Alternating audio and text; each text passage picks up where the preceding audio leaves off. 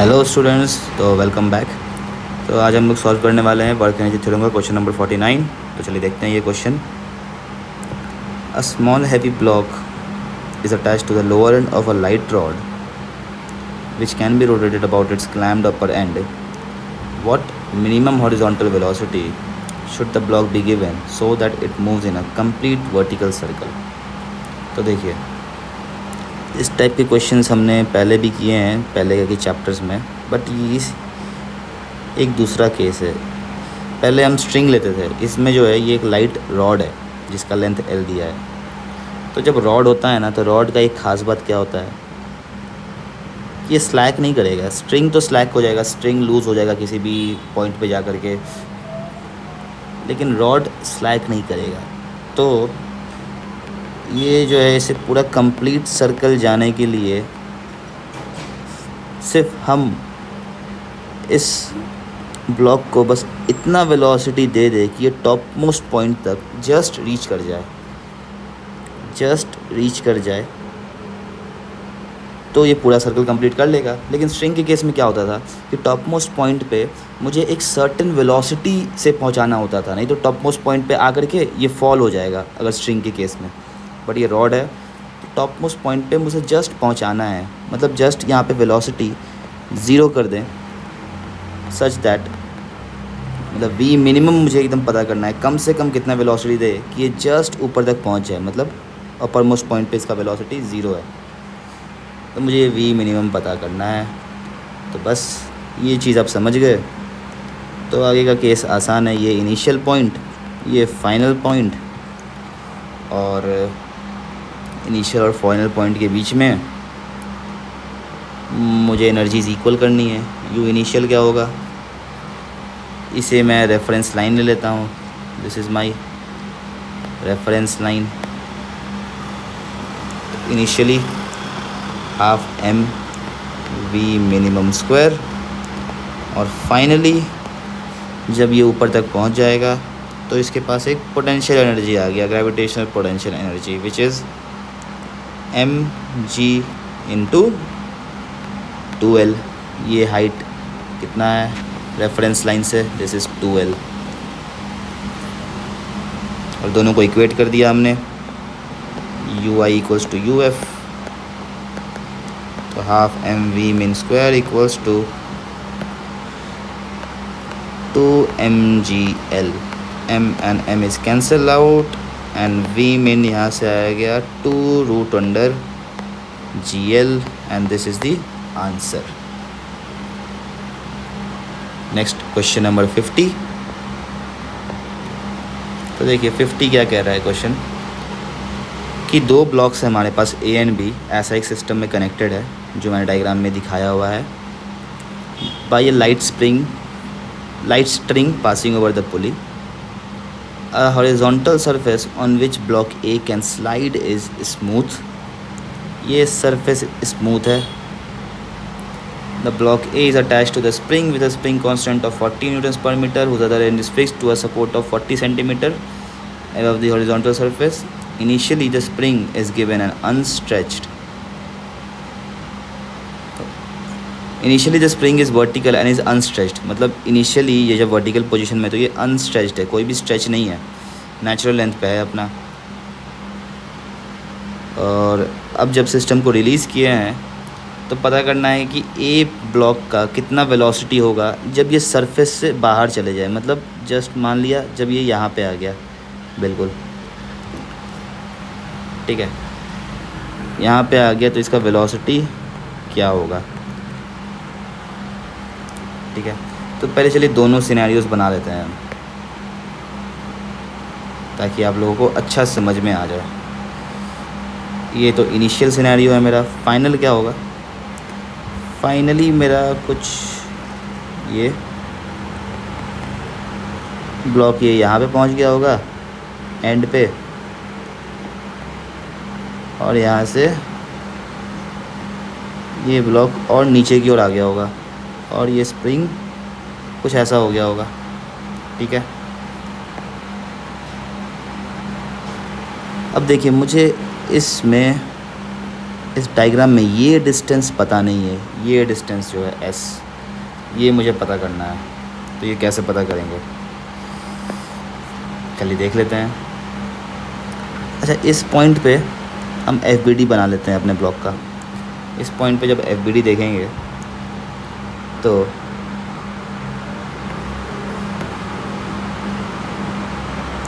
यहाँ पे है मेरा ब्लॉक।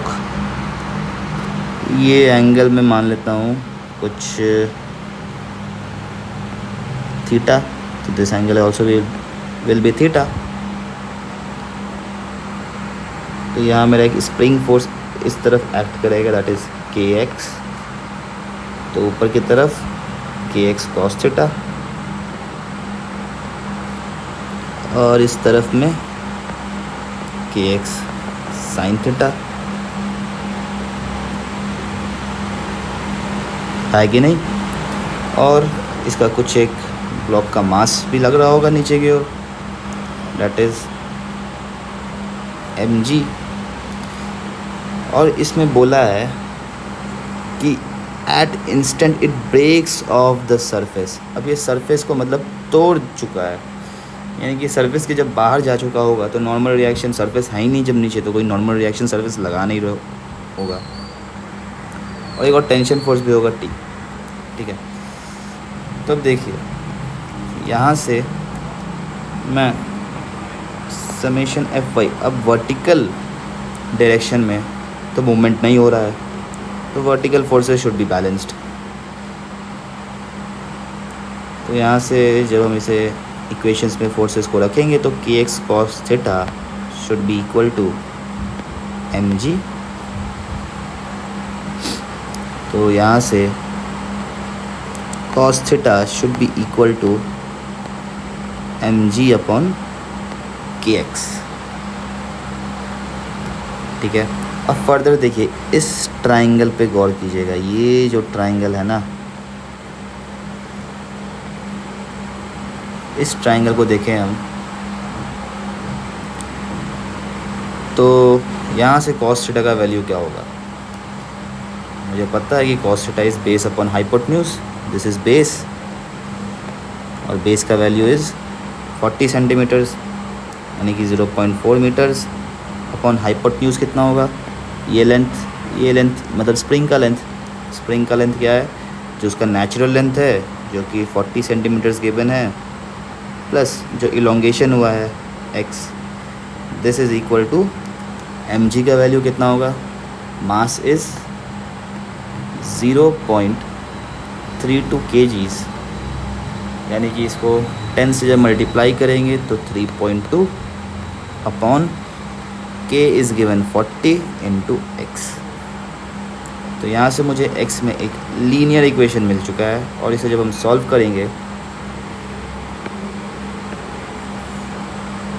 तो देखिए, तो ये 16x 0.4 इंटू 40 किया तो 16x इक्वल टू यहाँ पे 0.4 इंटू 3.2 करेंगे तो ये 1.28 प्लस 3.2x, और फर्दर हम 16 माइनस 3.2 करेंगे तो ये आ जाएगा 112.8x इक्वल्स टू 1.28, और यहाँ से x का वैल्यू मिल गया 0.1 मीटर्स। अब x का वैल्यू मुझे पता चल गया। अब देखिए क्वेश्चन में अब मुझे क्या निकालना था, वेलोसिटी पता करना है इस इंस्टेंट पे। यहाँ पे कुछ वेलोसिटी v, तो ये स्ट्रिंग से अटैच्ड है दोनों ब्लॉक्स, तो इसका भी वेलोसिटी v होगा। अब ये टोटल ये s कवर किया है, तो ये जो ब्लॉक है ये भी कुछ अपने इनिशियल पॉइंट से नीचे की ओर s आया होगा, ठीक है। और हम अपने रेफरेंस लाइन, इसे अपना रेफरेंस लाइन बना लेते हैं, ठीक है। ए ब्लॉक तो मेरा हॉरिजॉन्टली मूव कर रहा है, तो इसमें ग्रेविटेशनल पोटेंशियल एनर्जी का कोई भी चेंज नहीं होगा, तो हम उसे लिखेंगे भी नहीं अपने एक्सप्रेशन में। अब देखिए यू इनिशियल एनर्जीज़ में लिख लेता हूँ। इनिशियली देखिए, इसे मैंने रेफरेंस लाइन लिया हुआ है स्प्रिंग में कोई इलोंगेशन नहीं है तो स्प्रिंग इलास्टिक ज़ीरो, दोनों ब्लॉक्स का वेलोसिटी ज़ीरो है तो काइनेटिक एनर्जी भी zero.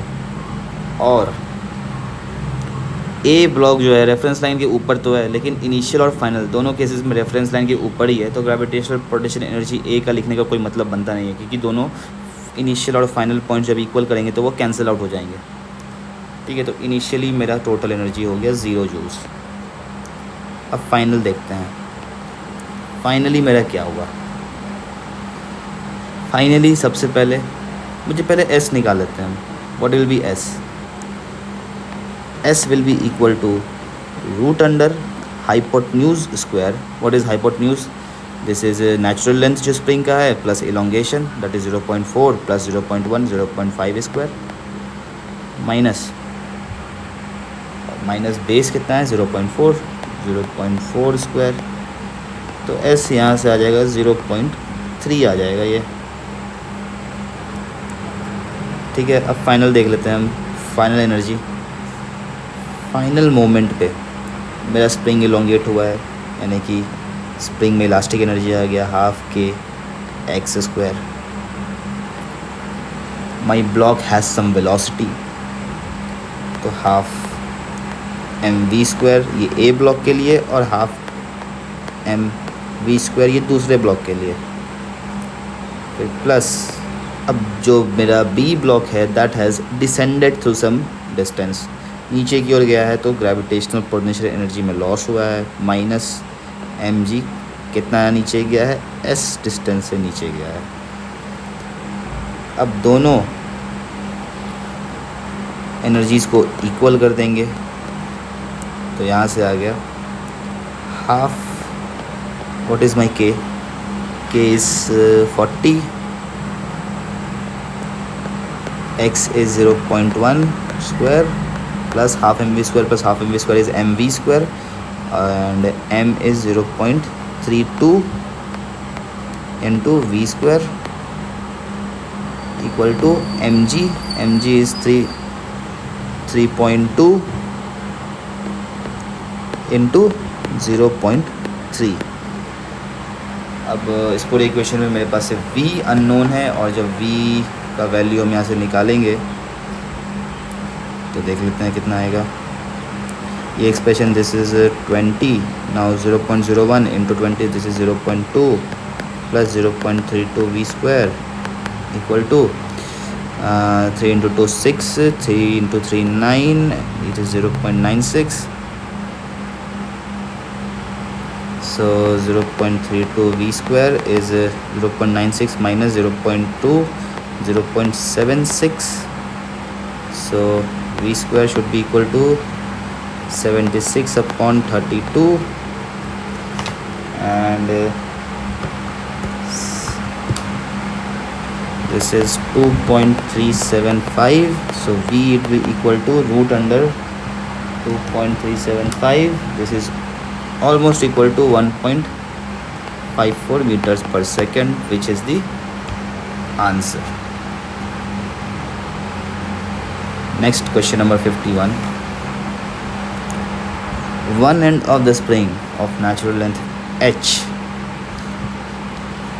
and spring constant k is fixed to the ground, and other end is fitted with a smooth ring pass of mass m, which is allowed to slide along the horizontal rod fixed at a height h. Initially the spring makes an angle of 37 degrees with the vertical, and when the system is released from rest, find the speed of the ring when it becomes vertical. देखिए, मेरे से बोला है कि एक spring है जिसका natural length ये h के बराबर है, मतलब जब वर्टिकली होगा मेरा स्प्रिंग तब वो अपने नेचुरल लेंथ पे है। तो वहाँ से इसको खींच करके पहले हम यहाँ पे लाए हैं और इसके बाद यहाँ से छोड़ दिया। जब इस पॉइंट से इस इनिशियल पोजीशन है मेरा छोड़ा है, तो ये बताना है जब ये स्प्रिंग अपने नेचुरल लेंथ पे, यानी कि जब वर्टिकल डिस्टेंस पे आ जाएगा, वर्टिकल पोजीशन पे आ जाएगा, दिस इज़ माय फाइनल, तब इस रिंग का वेलोसिटी कितना होगा। ठीक है, तो चलिए देख लेते हैं। इनिशियली देखिए क्या है, इनिशियली स्प्रिंग में सिर्फ एक इलास्टिक पोटेंशियल एनर्जी है, कोई वेलोसिटी तो है नहीं मेरे रिंग के पास। That is half K X square. What is x? जो टोटल इलोंगेशन हुआ है. What is elongation? इलोंगेशन जो हुआ है that is H cos 37 degree, that is my distance, sorry the length of the spring minus natural length H square. ठीक है. Sorry, this is not h cos 37, this will actually be h upon cos 37 minus h. ठीक है.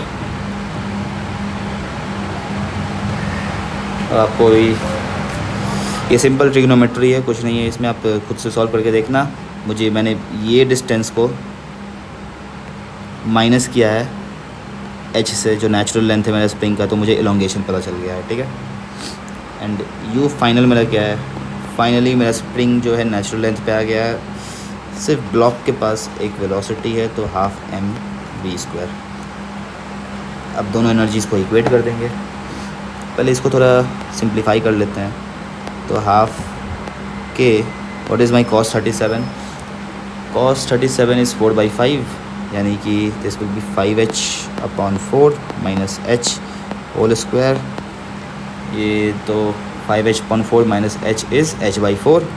h/4 is h square by 16, यानी कि के H square by 32. अब दोनों को इक्वेट किया मैंने, तो K H square upon 32 is equals to half M B square. This is 16, यानी कि v will be equal to k upon m root under into V by 4. And मैं answer check कर लेता हूँ. 51, sorry not v, this is h, and this is correct. Next question number 52. तो देखिए इसमें बोला है कि इनिशियली एक मेरा मास है जिसको मैंने एक ऐसे रॉड, हुक शेप्ड रॉड के साथ कनेक्टेड है,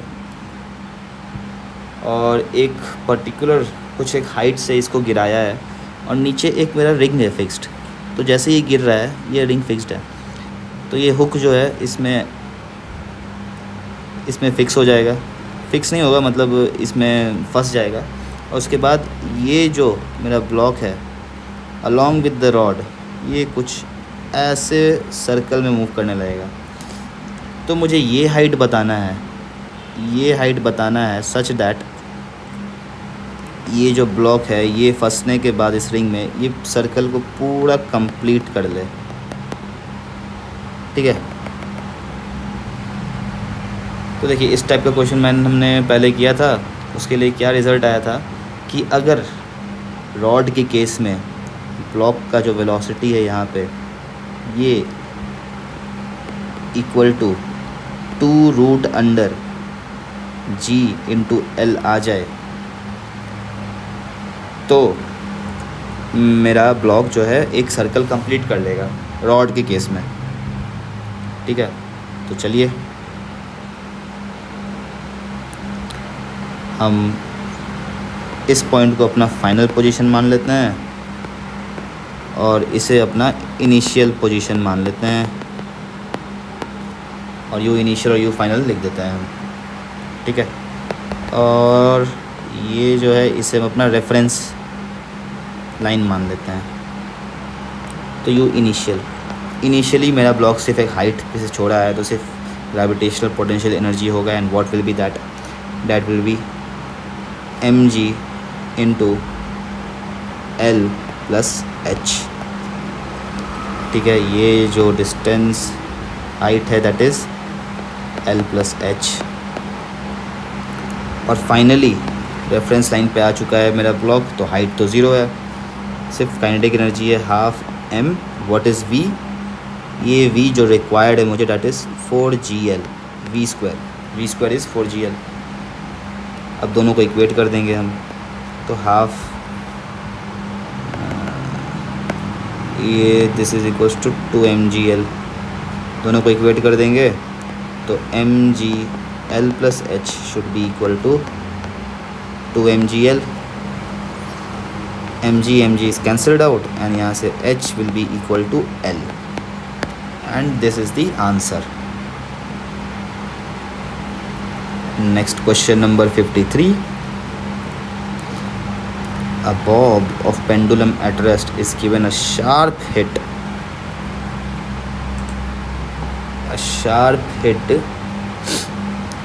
to impart a velocity of √10 gl. देखिए एक पेंडुलम है,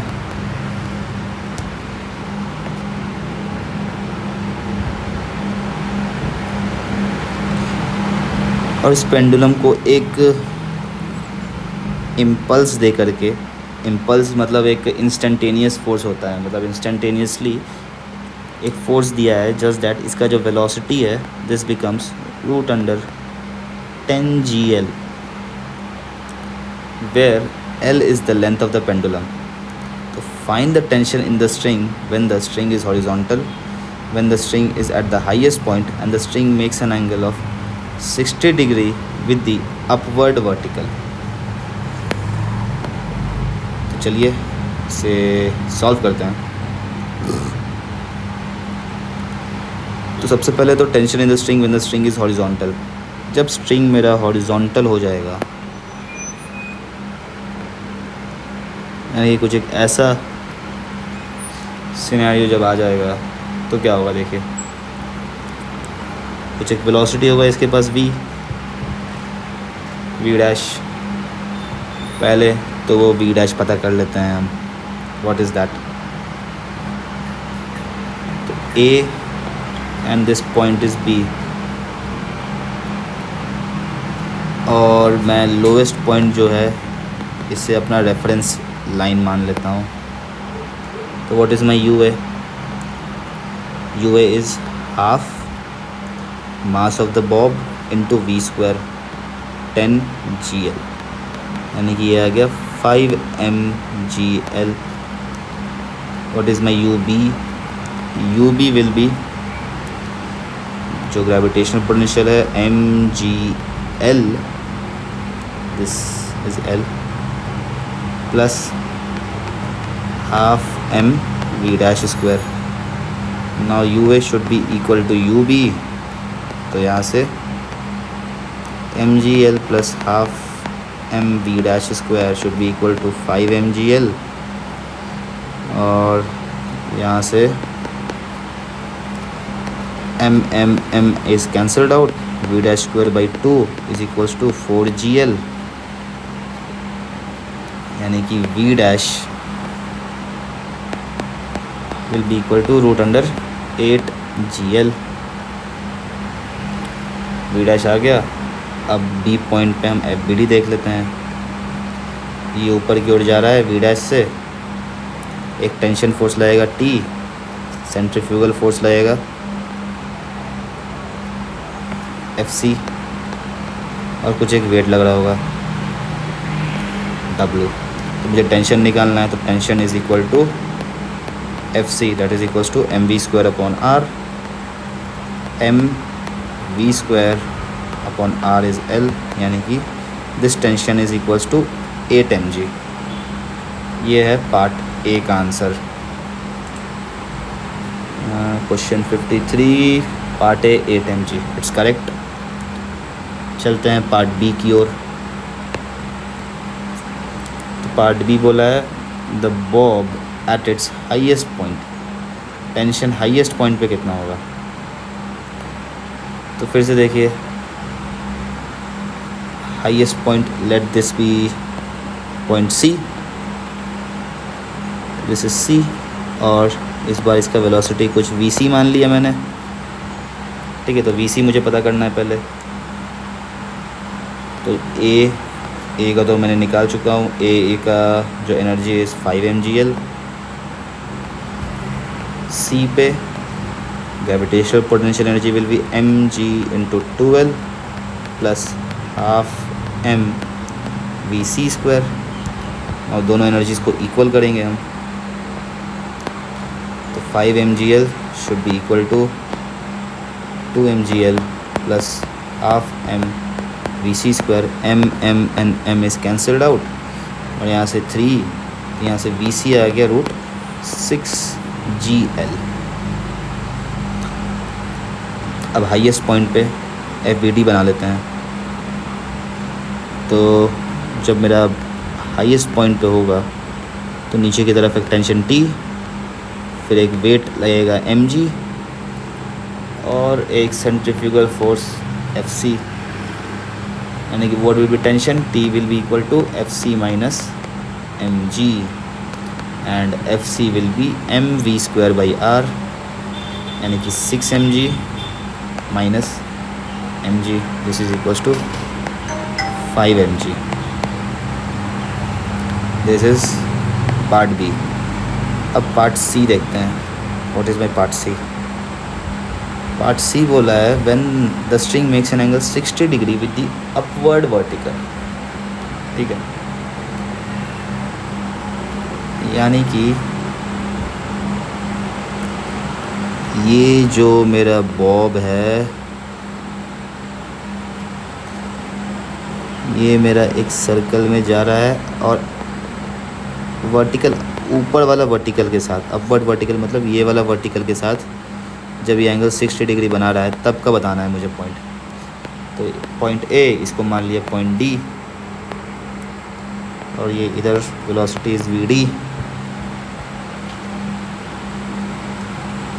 ठीक है,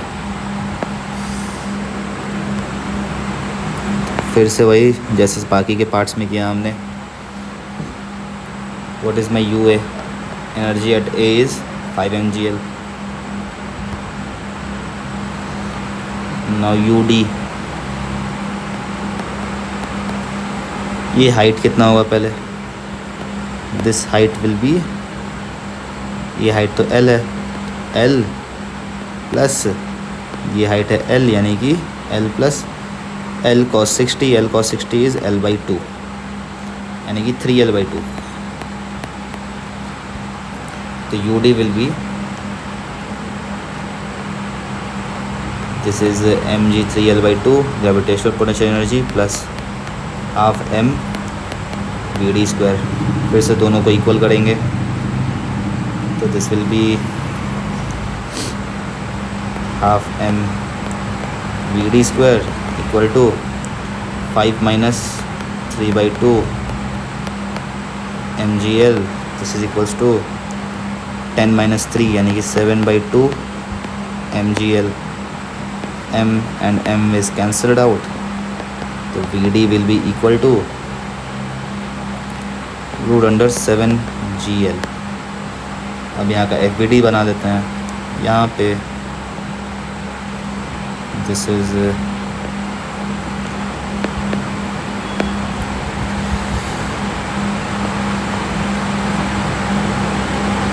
यहाँ वेट लग रहा होगा mg, this angle is 60 degrees, और एक बाहर की ओर सेंट्रीफ्यूगल फोर्स Fc। ठीक है, नीचे की ओर टेंशन T। तो अलोंग द स्ट्रिंग जब सारे फोर्सेस को देखेंगे तो व्हाट विल बी, तो क्या क्या आएगा? Fc should be equal to T plus mg into cos 60, that is mg/2। तो T will be equal to Fc is mv square by r, यानी कि 7 mg माइनस mg/2। तो ये आ गया 13/2 mg। This is my tension eight C, sorry tension eight point D। And answer, एक बार answer match कर लेते हैं। 53 6.5 mg, it's correct. Next question number, चलिए 54 भी देख ही लेते हैं।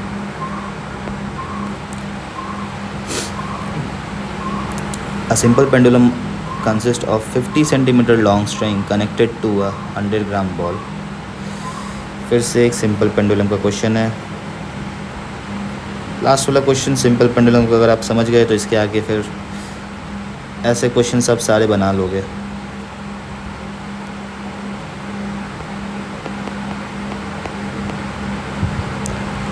The ball is put aside so that the string makes an angle of 37 degree with the vertical and then released. Find the tension in the string when the bob is at the lowest position. यानी कि इस Bob को मैं एक 37 degree angle तक लेके आया और छोड़ दिया, तो जब यहाँ पे आया होगा तो इसका वेलोसिटी मुझे पता करना है।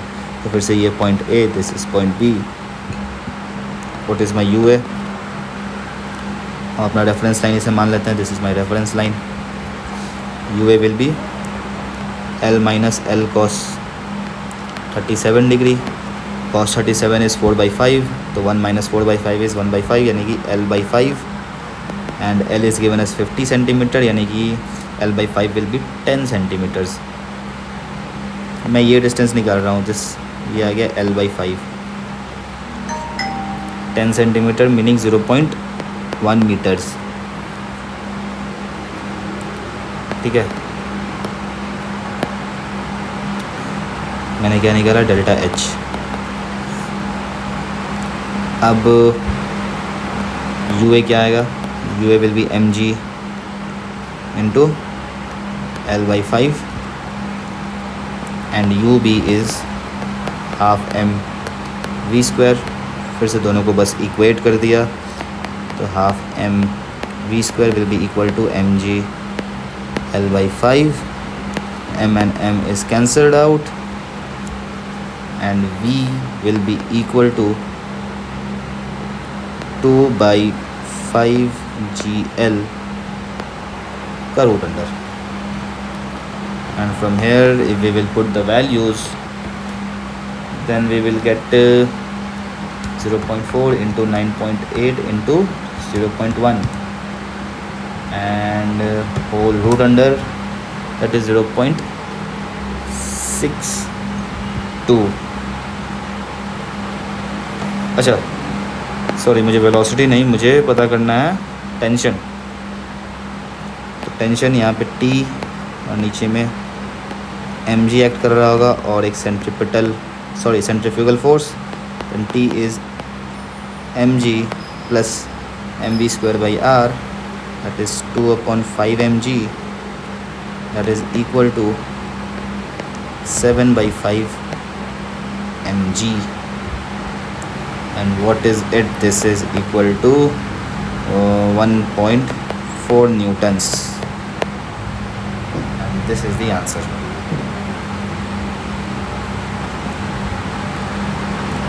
Next question number 55.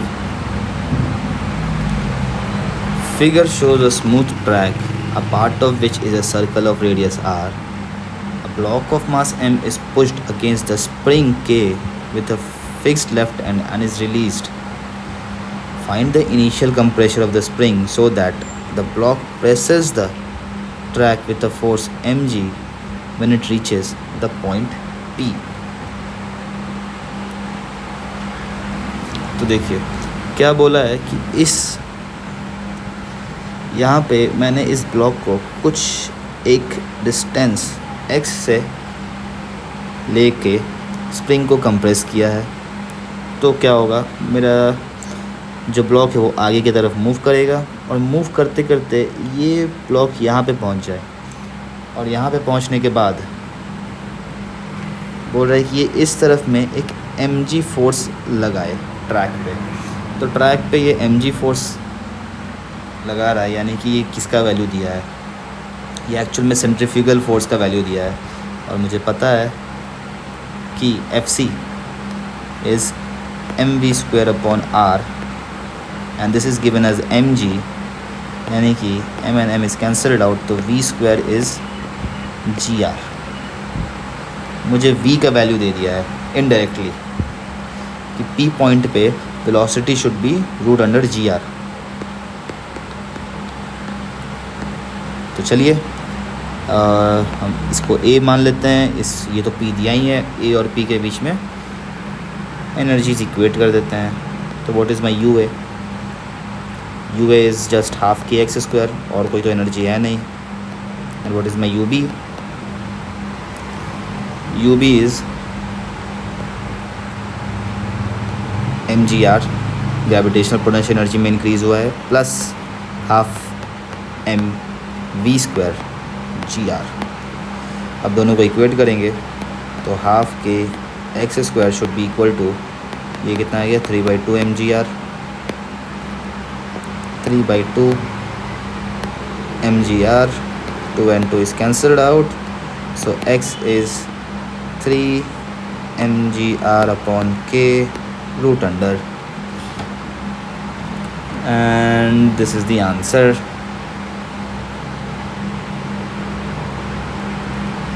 Question number 56.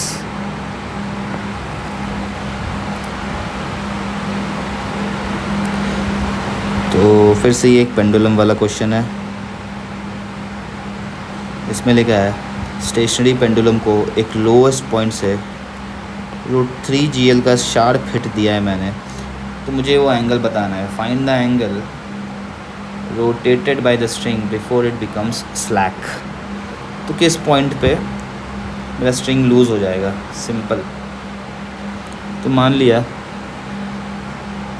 कि ये कहीं कुछ यहाँ पे जा कर के थीटा यहाँ तक गया और इसके बाद ये स्लैक हो गया, ठीक है। अब देखिए स्लैक होने का कंडीशन क्या होगा कि वहाँ पे जो सेंट्रीफ्यूगल फोर्स हो रहा होगा that is just equal to the required centrifugal force, है ना। तो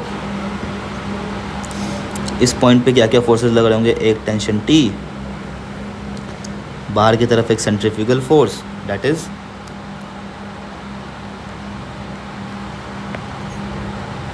mv square upon r, r is my L length L,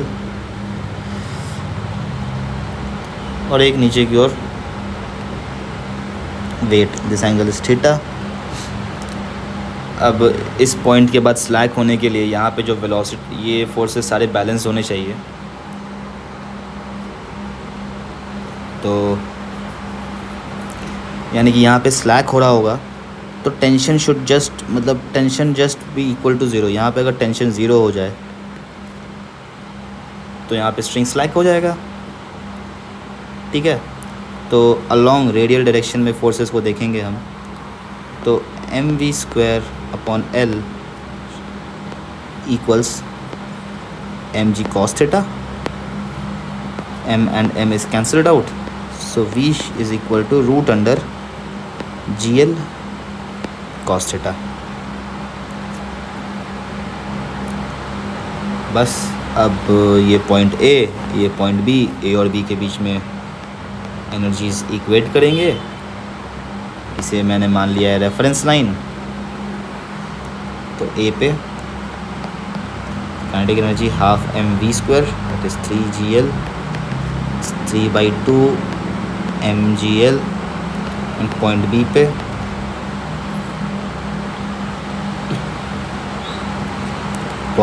पे होगा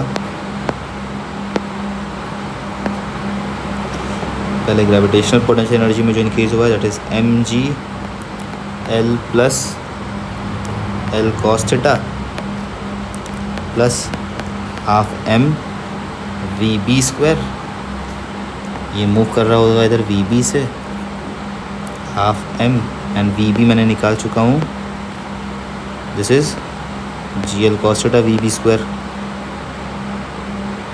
दोनों को इक्वेट कर देंगे हम, तो आ गया ये mgl plus mgl cos theta plus mgl cos theta by 2 equal to 3/2 mgl, यानी ये 3/2 mgl cos theta should be equal to mgl by 2, this cancelled, यानी कि theta should be cos inverse 1/3, and this is the answer.